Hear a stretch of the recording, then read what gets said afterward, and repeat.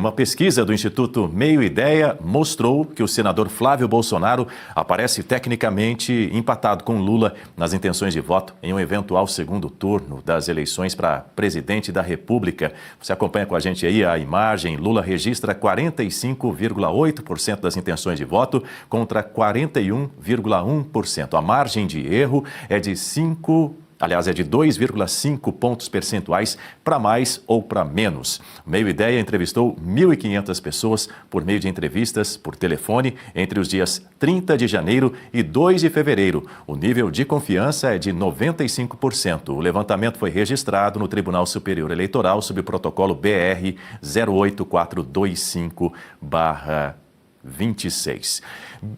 Guta Pini, de volta comigo aqui no telão. Guta Pini, o resultado aí dessa pesquisa na semana passada, claro, deixou os partidos de oposição um tanto quanto animados para emplacar aí um candidato a vice-presidente na chapa do senador Flávio Bolsonaro. Inclusive, nos bastidores, aliados do senador Flávio Bolsonaro sugerem 2 nomes para compor essa chapa como vice na disputa presidencial de 2026. A informação é da revista Veja. Por exemplo, os nomes são da senadora Tereza Cristina, ela é do Progressista do Mato Grosso do Sul, foi ministra da Agricultura no governo de Jair Bolsonaro, e outro nome é do governador Romeu Zema, do Partido Novo, governa o estado de Minas Gerais. E o que se avalia também é que são nomes fortes para compor essa chapa, mas a senadora Tereza Cristina, ela seria mais nichada, então também mais desconhecida. Então, por conta disso, seria mais desafiador tê-la na chapa como vice. E aí, talvez, Romeu Zema tivesse aí um pouco mais de protagonismo para compor este projeto. Mas o fato é que, ainda que não se tenha essa chapa completa, não se saiba quem será o vice, a candidatura de Flávio Bolsonaro tem se consolidado. Veja só, ele já aparece com empate técnico com Lula no segundo turno, e isso não acontecia no início das pesquisas. Então agora fica cada vez mais justificado esse desespero do Lula, porque, veja, ele terá um candidato, um adversário à altura para disputar essas eleições. O sistema, esse consórcio, encarcerou o ex-presidente Jair Bolsonaro, mas ele não sai da pauta, e o seu filho será o seu sucessor. Então, esse nome Bolsonaro vai continuar permeando aí o debate público, e o senador Flávio Bolsonaro, como o candidato da direita com mais força. Ele será, então, esse nome principal da direita para enfrentar Luiz Inácio Lula da Silva. Veja, a ideia Bolsonaro, Jair Bolsonaro, quando ele surge ali em 2018, é como se ele fosse aquele erro na Matrix.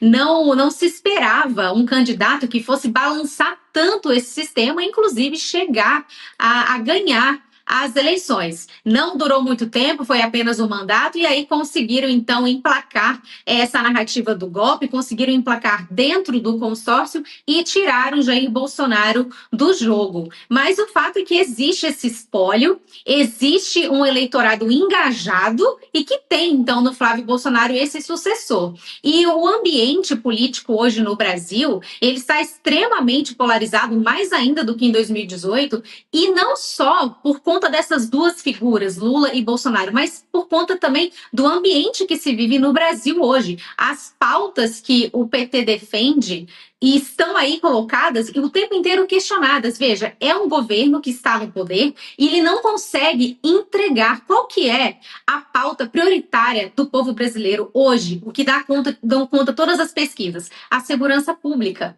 E qual que foi a pauta vencedora de Jair Bolsonaro lá em 2018? A pauta da segurança pública. Então, veja, parece que para o PT, para a esquerda, para o Lula, é um déjà vu. Eles não conseguem se desvencilhar disso. De novo, a pauta é a segurança pública e, de novo, terá um Bolsonaro disputando por essa pauta, para dar conta dessa pauta. A agenda da campanha de Flávio Bolsonaro certamente terá ali como tópico 1 a segurança pública. E ele poderá navegar por essa pauta justamente porque hoje, o que se vive no Brasil, senão uma grande crise na segurança pública. Por isso também o desespero de Luiz Inácio Lula da Silva querendo ir para a guerra, não apenas para as eleições. Marcelo Rocha Monteiro, estamos precisamente a 8 meses do primeiro turno das eleições de 2026 e a segurança pública é um dos temas principais, centrais dessas eleições, não? Sem dúvida alguma. Quando agora há pouco eu fiz esse pequeno retrospecto, né, dos feitos do atual governo Lula, ou dos não feitos, né, sem falar dos mal feitos. Mas o fato é que, eu acabei não mencionando isso, né, curiosamente, embora seja a minha área, né, eu falei do supermercado com preço alto, falei das vendas de celular que despencaram, falei do INSS que não funciona, dos Correios que não funcionam, da corrupção, do Banco Master, mas deixei de falar, né, do principal, talvez, resultado, né, desse desgoverno do PT, né, que é a explosão da criminalidade no Brasil, né? Desde o início deste século, né, desde ali por volta do início do primeiro mandato do senhor Lula, o que a gente viu foi uma explosão dos índices de criminalidade, né? E para isso muito contribuiu a mentalidade, né, do PT de ter uma atitude completamente errada com relação ao crime e ao criminoso, né?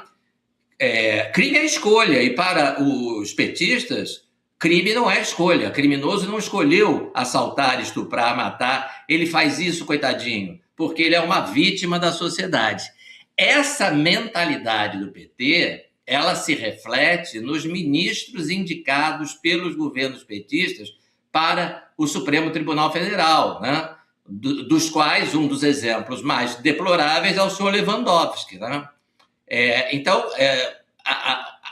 a maneira como esses ministros interpretaram as leis, aplicaram as leis penais, ela reforçou, né, a criminalidade. Só fez isso, só fez reforçar, não a segurança, mas o contrário, a insegurança, a criminalidade, né? Eu lembro aqui rapidamente, para dar um exemplo, de uma decisão do senhor Lewandowski, quando era ministro do Supremo, absolvendo um ladrão de celular, dizendo que aquilo não era crime. Por quê? Porque o celular que ele furtou era um modelo muito barato, né? Não era uma coisa tão cara assim. Então, como não é caro, não é crime. Ele diz isso no acórdão, não é crime.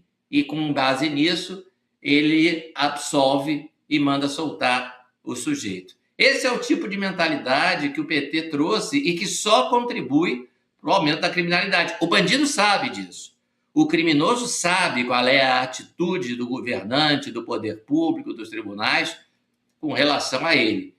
E quando ele percebe esse clima de leniência, de frouxidão, né, ele se aproveita disso. Então, esse é outro péssimo resultado que o senhor Lula teria para mostrar. Ele não vai mostrar, ele quer esconder, né? Mas, novamente, como a Guta falou, esse é o tema em pauta, e do outro lado tem o sobrenome Bolsonaro, né? O que o Bolsonaro pensa sobre criminosos, o Brasil inteiro sabe, né? O Brasil inteiro conhece o pensamento do Jair Bolsonaro e sabe que esse é o pensamento. Alguns não conhecem ainda o pensamento do Flávio, mas vão conhecer, né? E essa posição do Flávio, que já está muito boa, porque não é a primeira pesquisa que mostra o empate técnico, né, de uma candidatura que não faz nem, 3 meses, estava lá atrás, né, e agora já está em situação de empate técnico.